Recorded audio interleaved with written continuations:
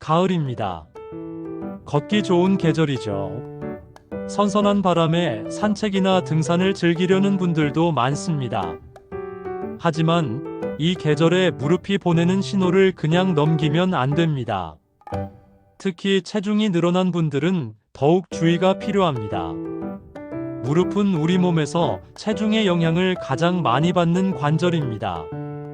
체중이 단 1kg만 늘어나도 걸을 때 무릎에는 약 3배에서 5배, 그러니까 3kg에서 5kg의 하중이 더해집니다.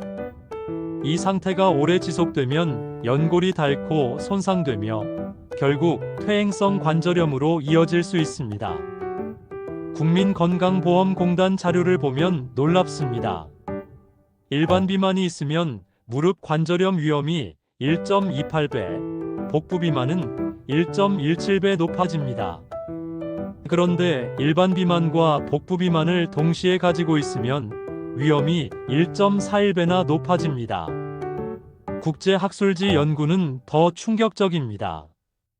과체중일 경우 무릎 골관절염 발생 위험이 2배, 1등급 비만은 3.1배, 2등급 비만은 무려 4.7배나 높다고 합니다. 그런데 말입니다. 비만이 무릎에 주는 피해는 단순히 무게만의 문제가 아닙니다. 최근 연구에 따르면 지방 조직 자체가 관절염을 유발할 수 있다는 증거들이 밝혀지고 있습니다. 지방세포에서 분비되는 염증 물질이 혈액을 통해 온몸으로 퍼지며 무릎 안쪽의 연골과 활막을 공격합니다. 결국 비만은 무게로 누르고 염증으로 파괴하는 이중 공격이 되는 셈이죠.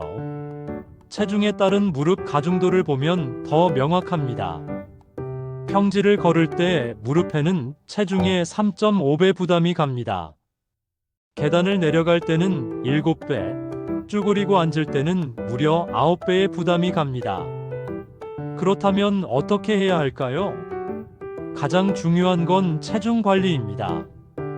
연구 결과를 보면 체중을 3kg에서 5kg만 줄여도 무릎 통증이 크게 감소합니다. 체중의 5%에서 10%를 감량하면 관절염 진행이 눈에 띄게 느려집니다. 실제로 비만 상태를 개선한 경우 무릎 관절염 위험이 약 10%에서 11% 감소했습니다.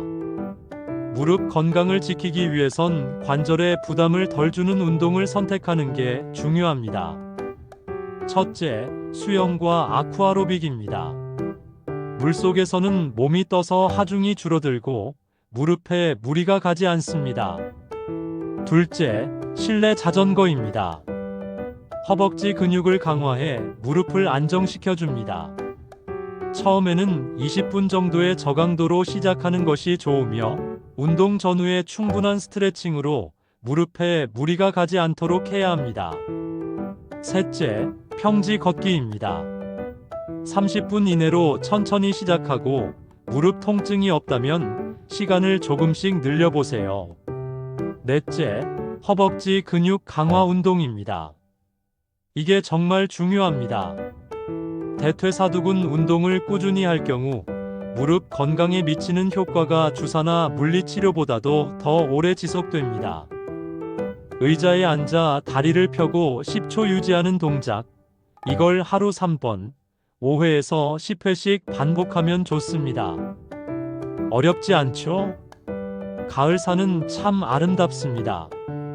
하지만 관절염이 있거나 무릎이 약한 분들은 등산 전 반드시 준비 운동을 하세요. 허벅지와 종아리를 충분히 풀어주고 무릎 보호대를 착용하면 충격을 줄일 수 있습니다.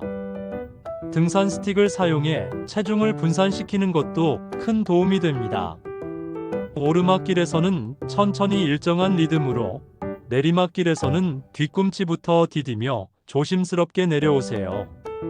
무리하지 말고 피로를 느끼면 반드시 휴식하세요.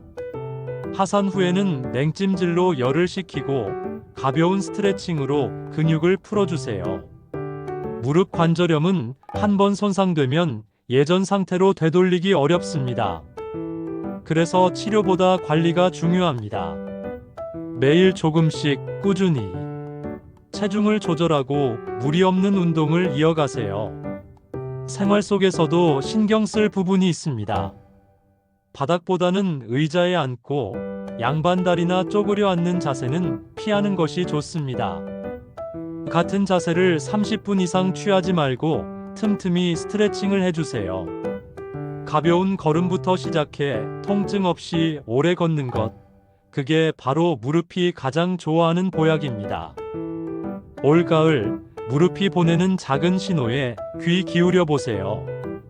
무릎이 건강해야 인생의 길도 더 멀리, 더 행복하게 걸을 수 있습니다.